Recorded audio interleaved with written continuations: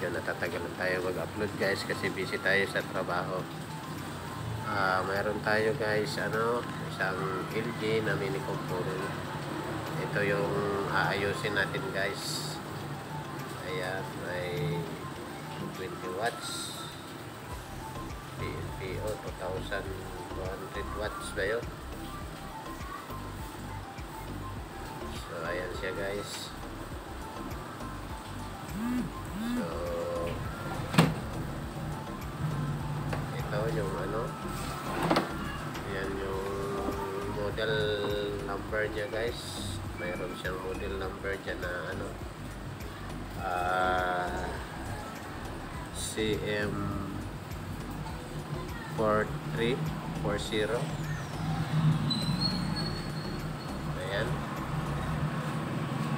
makita ko sa inyo. Ayan, tuturo ko. Ayan, CM430. Ayan guys, CM430.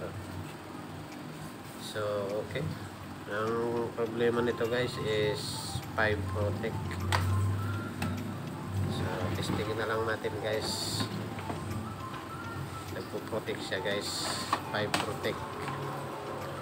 So ayan, linagin ko na guys. Ayan, lagin na. So bali i-power on natin nyo guys. Ayun na, ipa-power on ko na.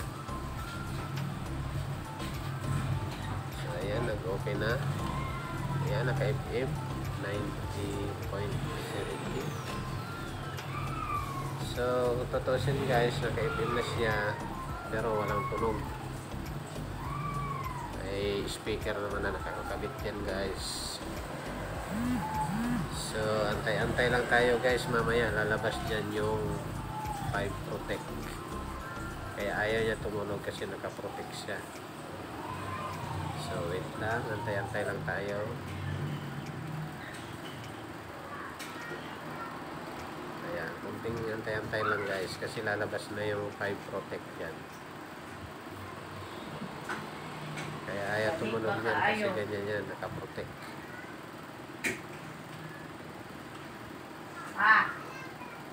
Okay, wait lang tayo guys.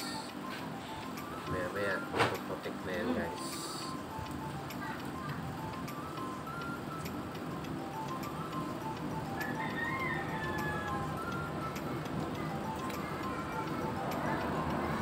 So ayan na nga guys, goodbye nakalagay, tapos biglang lumabas yung pipe protect.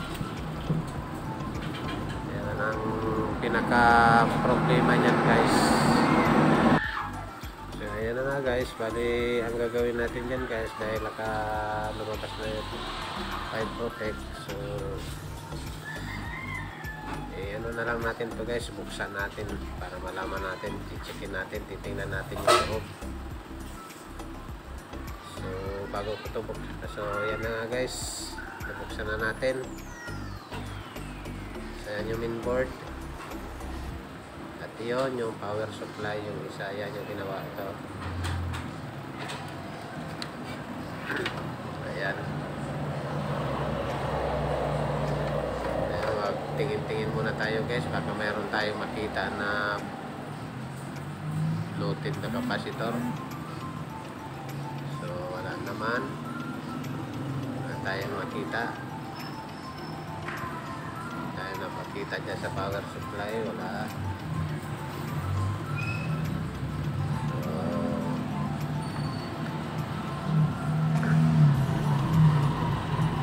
Tayo sa pinaka mainboard, yan.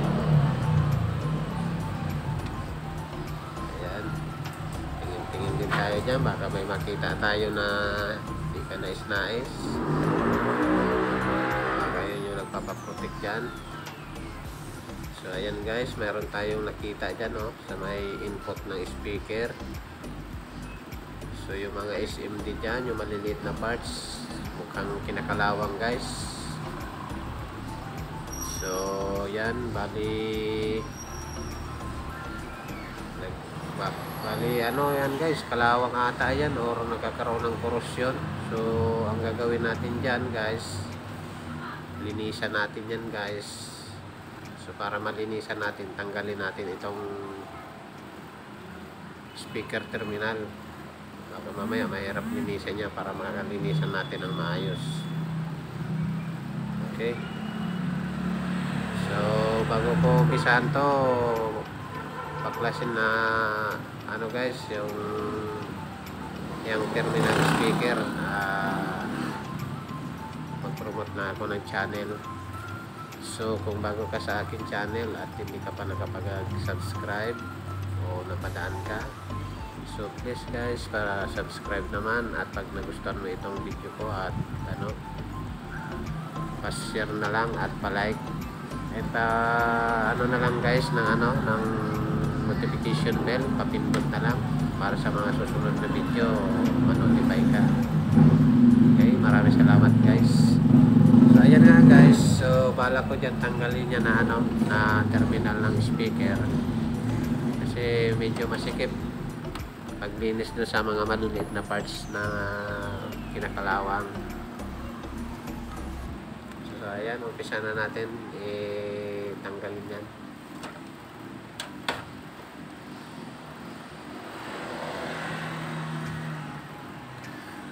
So bali gamitan natin ang soldering iron yan guys. Lagyan muna natin ng lead, palaputin muna natin. So ayan, ilalagyan ko na. Ayan.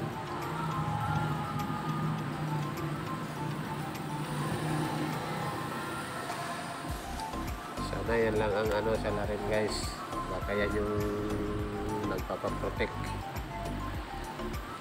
sa ating kaya hindi tumutunog.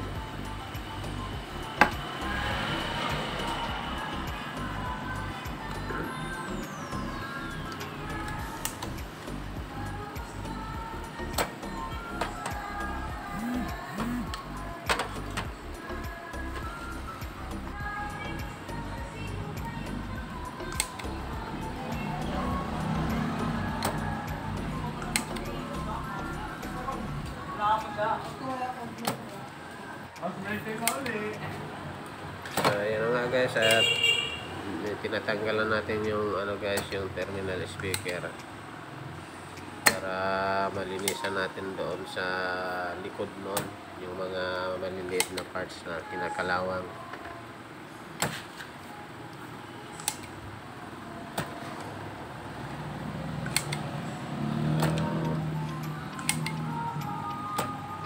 Matigas yung guys So ayan na nga guys, matigas yung yung tinatanggal natin, magkatibay pagka solder. So bali nilinisan ko na lang guys, hindi ko na pinakita, inano ko na lang ng sipilyo. Nadala naman sa sipilyo guys, ayan so hindi naman gaanong makapit yung kalawang doon. So bali ibalik na lang natin guys yung tinanggal natin ng mga solder guys, i-resolder na lang natin ulit ito. At pagkatapos subukan natin testingin ito kung sakaling wala ng protect, kasi nawala na yung mga kalawang doon, nilinis na natin. Sana pag tumunog, swerte natin. Pag hindi tumunog, maghanap tayo ng mag-trouble tayo. So ayan na nga guys, nire-resolder ko na yung mga tinanggal natin na nahinang, kasi nakaya naman palang bukutin dun sa sa brush. Toothbrush lang pala yung katapat doon sa mga kinakalawang na parts. So ayan, pag natapos natin to guys, may resolder, subukan natin testingin kung tutunog na siya.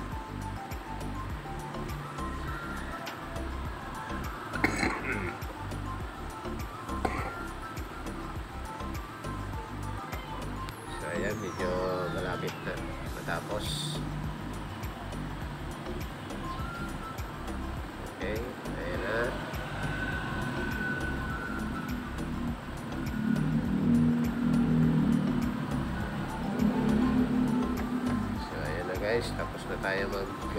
resolder. So, susunod natin dito guys, mag-testing na tayo. Ikabit lang muna natin ito doon sa ano, sa nalagyan.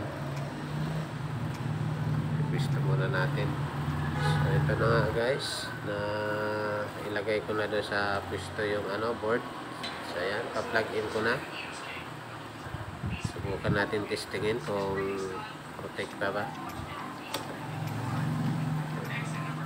Ayan, power on ko na guys.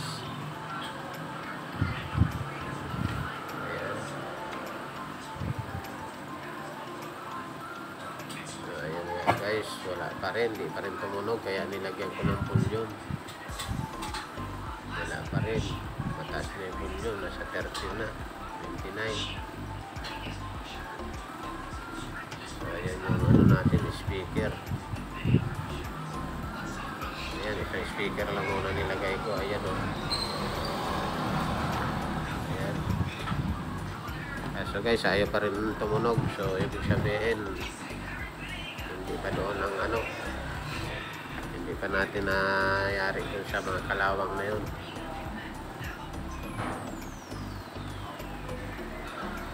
So tayo lang natin, lumabas yung pipe protect na yan.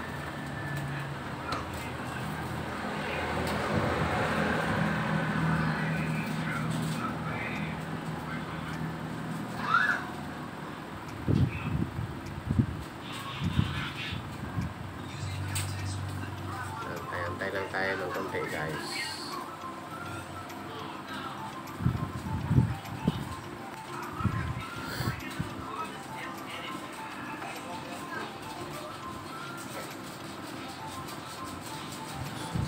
Ayan na nga guys, oh, lumabas na, goodbye, tapos pipe protect. So ibig sabihin, hindi pa natin nadali guys. So bali, magto-troubleshoot tayo. So bali, dito tayo mag-focus guys sa power supply. Dahil yung mainboard, okay na yun. So yan, i-check natin yan guys, yung mga pin ng wire na yan ng power supply. So ito guys, yan yung mga pin na yan, na may mga wire na yan papunta dun sa mainboard galing sa power supply. Yan ang i-check natin guys. So bali, susundan natin dito guys yung naka-indicate niya sa board, yung pinaka-diagram niya, yung sa voltage, kung ilang mga voltahe yung nandiyan. So pasensya na kayo guys, medyo malikot yung ating camera guys, pasensya na. Ayan guys, so yung mga voltahe na naka-indicate yan sa pin. Bali ano pala yan guys, yung pin 1 to 15 pala yan, 15 na pin yan. So ayan yung pin 1, may ano siya, positive, dito negative. Ayan. Tapos 4 ground, saka yung 5. Ayan, tapos yung 6, 12 volts. Ayan guys, so 12 volts yung 6. Pasensya na guys, medyo magalaw yung camera. 12 volts yung 6. Tapos 7 ground, tapos 8 to 9. May 6 ano, BA 5.6. Yan. Tapos ground yung 9 to 12, yung 13 to 15 dBB. So ayan guys, bali i-check natin dyan kung kompleto yung voltahe guys. Ayan. Ayan yung 6, number 16, yung pin number 6, 12 volts. I-check natin yan guys kung mayroon siyang 12 volts dyan sa pin number 6. Bali 1 to 15 yan guys, yung pin na yan, yung may mga wire na yan. So ayan guys, oh, number 6, 12 volts. Bali i-check natin yan guys kung kompleto yung voltage dyan sa ano, naka-indicate dyan sa board. Okay guys, umpisa na natin guys. Ayan, set ko lang yung ating ano, tester at saka yung cord natin i-plug in na natin. Ayan, naka-plug in na guys. So ayan, may ano na tayo, naka-body ground na guys yung ating tester. So bali power on natin yan guys na ano unit natin para lumabas yung voltahe niya sa power supply. So ayan, umpisa na natin mag-check ng voltahe. Ayan. So bali unahin natin dito sa pin number 1. So ayan guys, mayroon siyang 18.32 volts DC. Pin number 2 mayroon siyang ano negative 21.12 DC. Positive saka negative yan yung pin 1 saka pin 2. Pin number 3 mayroon siyang 23.76. So bali negative sa negative yan wala. Mayroon siyang 28.60. So yan, pin number 6 wala guys. So negative yung ano pin number 6 natin guys. Wala yung ano, nawawala yung 12 volts guys. Pin number 7 wala din. Pin number 8 meron siyang 5.7 50 volts, 5.7 49 volts 50. Ayan yung number 9 wala din. So dito tayo sa may 15. So ayan wala din guys. 14 wala din. So bali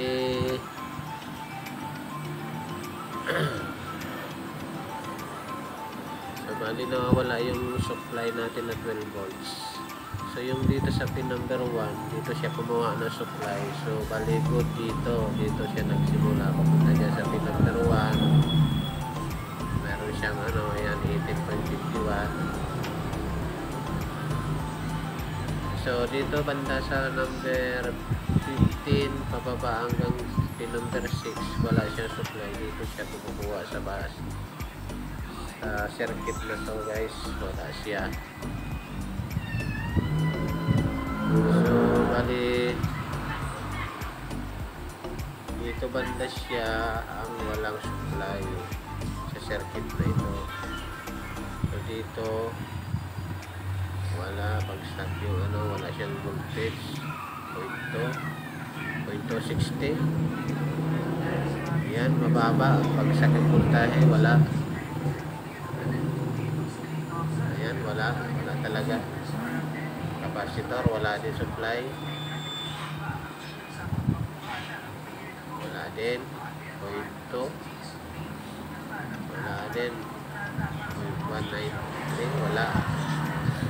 So dito siya nagkaroon ng banda sa problema to. Ito i-check natin itong ano niya guys, ito yung optocoupler guys, ito optocoupler niya. So dito meron siyang 60 sa inputan, kaso nawawala. Ayan, may 61 o 62 nawawala. Ayan o 62 meron piso pero hindi siya makatawid. Ayan o, wala, negative. So bali dyan nagkaroon ng itong portion na to guys, optocoupler yan guys. Bali i-check natin yan guys. So uputin natin yan, tatanggalin natin yan, i-check natin. So ayan na nga, natanggal ko na guys. So bali yan ang problema natin guys, puro kalawang. Kaya walang ano guys, walang supply doon sa pin number 6 hanggang papunta doon sa pin number 15.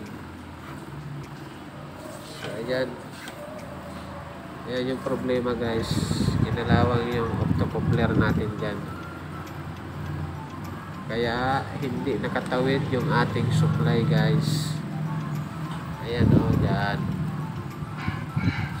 yan nakalagay. So So bali papalitan natin yan guys. Ayan, yan nakalagay siya, no? Puro kalawang na yung mga paa, kaya wala tayong puntahe na nakatawid papunta doon sa okay guys, ito na, meron na tayong pamalit guys.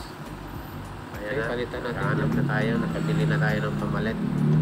Ayan, bago na. Palitan natin yan yung mga kinalawang na yan guys. So ayan, tatlo yung binili ko guys, kasi mayroon pa tayong papalitan dyan na dalawa. Ako may kalawang na din eh.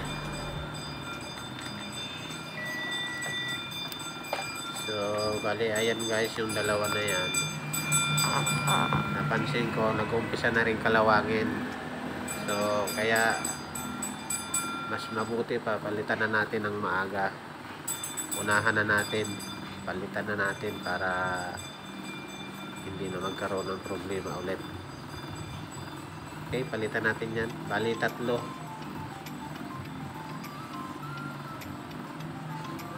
So ayan na guys, nahugkot ko na. Ayan na, oh, nabunot ko na. May mga kalawang na yung mga paa niya, no? So pag hindi kasi natin yan tinanggal guys, yan na naman umpisahan ng problema guys. Magpuprotect na naman yan guys sa susunod. Kaya mabuti papalitan na natin. Okay, so ikabit na natin guys yung yung binili natin na pamalit. So ito na, ikabit ko na guys. So sa pagkabit niyan guys, may palatandaan na yung parang bilog. So ayan na nga guys, yung parang bilog na yan guys. So dapat nakatapat na sa may puti na po. So ayan na nga guys, naikabit ko na, naihinang ko na yan.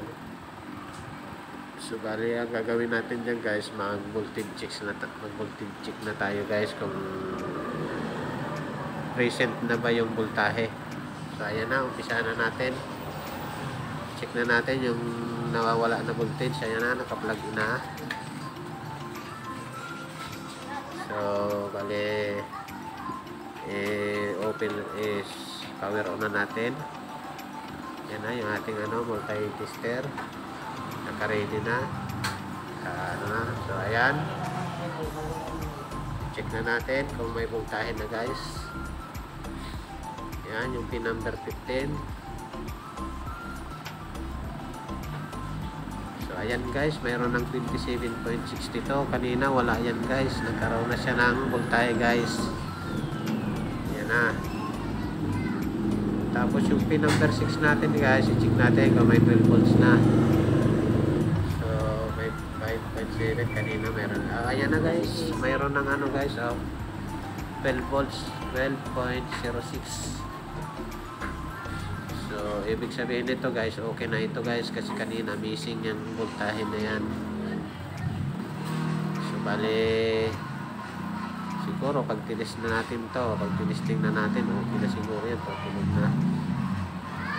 Goods na guys, may na, may supply na yung missing supply natin guys.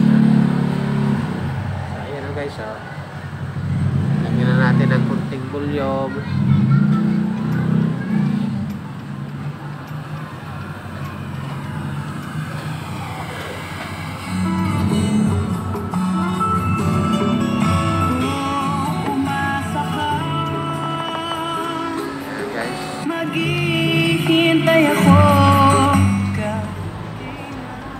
Yan, okay na guys.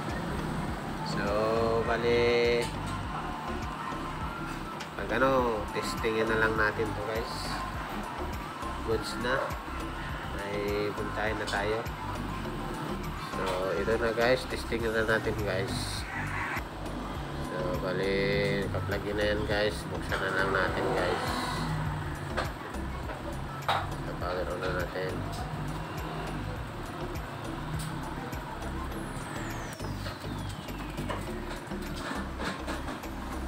So okay na guys.